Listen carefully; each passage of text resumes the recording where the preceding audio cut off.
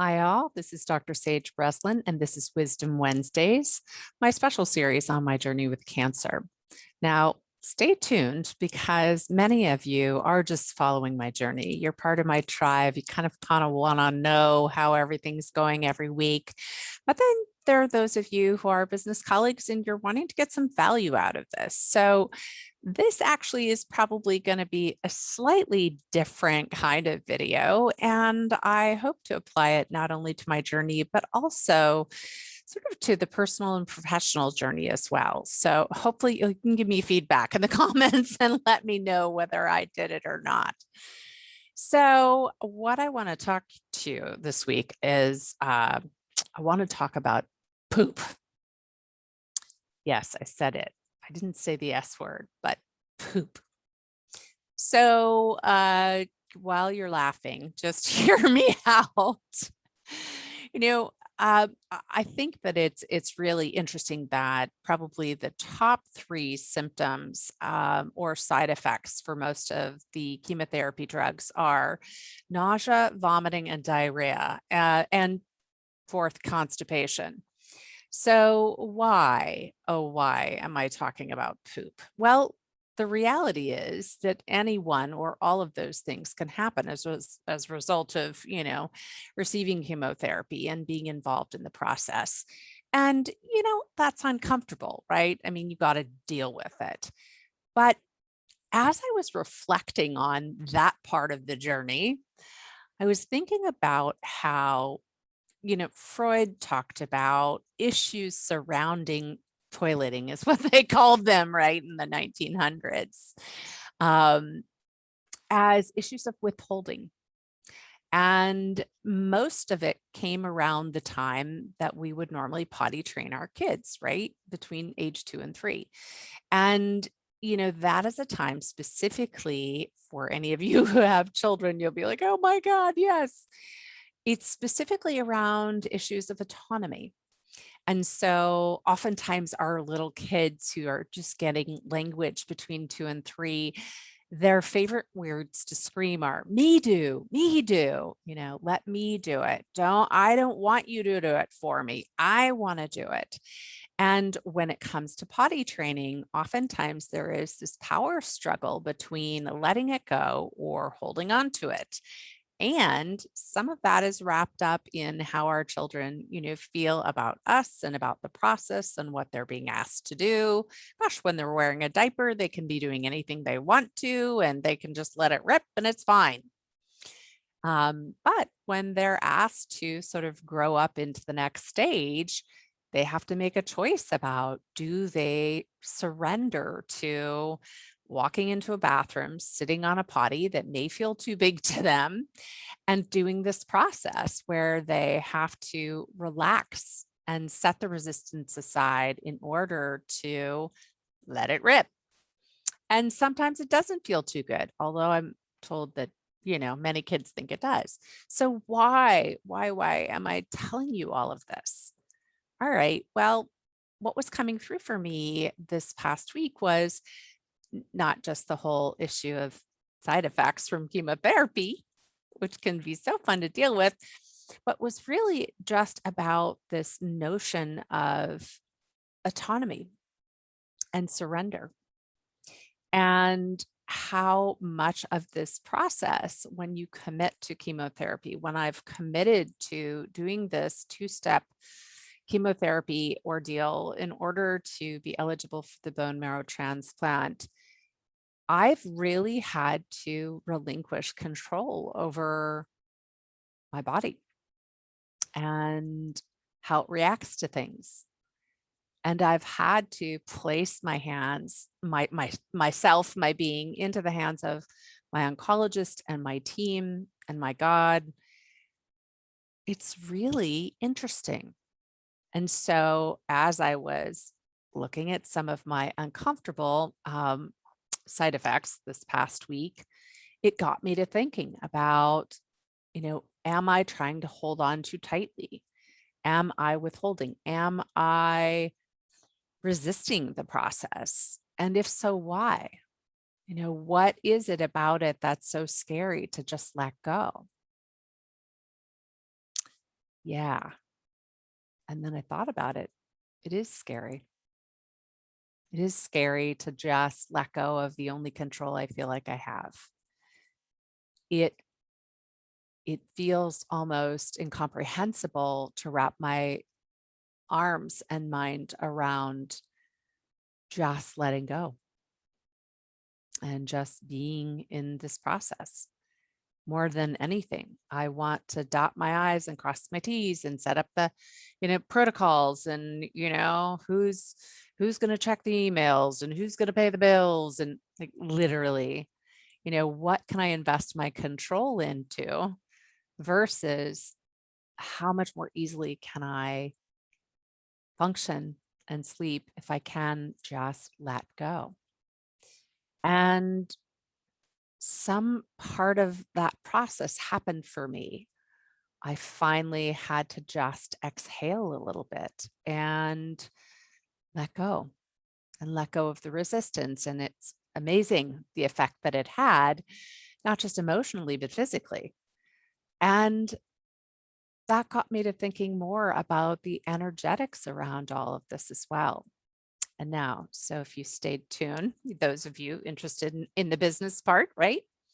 So when we hold on tightly, right, it's like the energy is in a box.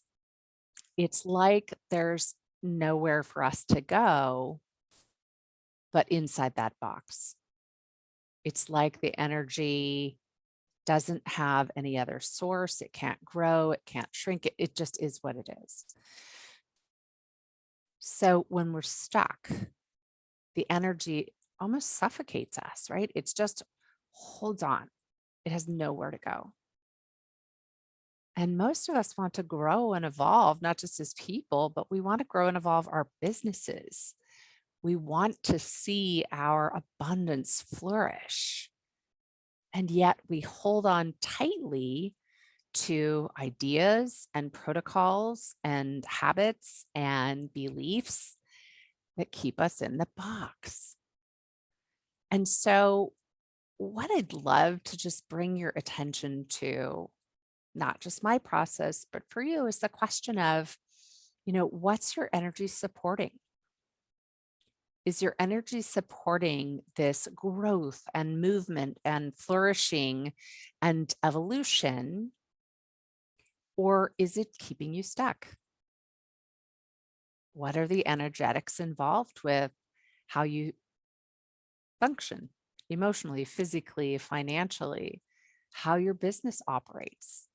Because if the energetics don't match, if you put everything in place to grow and scale your business, and your energy is only available 10% of the time or 50% of the time, or your energy comes only from you, not from anything greater than yourself, then it's a fixed asset, right? And it's a fixed depleting asset.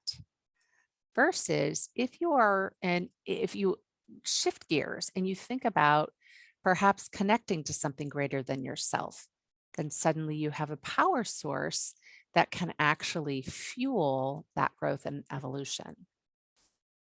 If you have resources in place that fuel more, right? That fuel more than just you,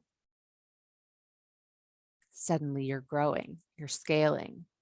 If you have ideas in place, if you have a passion in place that supports that growth and evolution, then suddenly you have the capacity to move up and outside the box. So take it back down to my journey. I'm hoping to eradicate everything in my bone marrow and grow a new body, grow new contents of all of my bones. Now, how can I do that if I'm holding on so tight that nothing can move? It's the anti-growth, right? It's the antichrist of growth. So I'm going to ask for your help just to remind me that it's okay to let go, that it's okay to let go and let God. It's okay to allow myself to relax into the rhythm of growth during this phase. It's okay to surrender. It's okay not to hang on so tight. It'll all happen. It'll all get done. And I don't actually need to be in charge of everything anymore. Yeah, I mean, I've got 8 weeks. I'll be in charge until then. But I'm going to need that reminder, I think, just to let go, to surrender to that process, to surrender to the energetics of growth, and to allow things to just flourish and blossom, and all that new bone marrow that needs to grow to be abundant, and to let the finances be abundant. And I don't have to know how. I can ask. I can ask God in the universe. I can put things in place. And if I embrace that energy of scaling, of growth, of evolution, of transformation, then my energy and the energy all around me supports that incredible opportunity. So, where's your energy? What is it supporting? You know, what about that poop? Are you holding on so tight that it's not going anywhere? Are you letting go so fast that it's a problem? Or are you allowing your body to relax into the rhythm that's right for you so that everything can grow and scale and be blessed in the moment that you need it to be? So, this is Wisdom Wednesdays.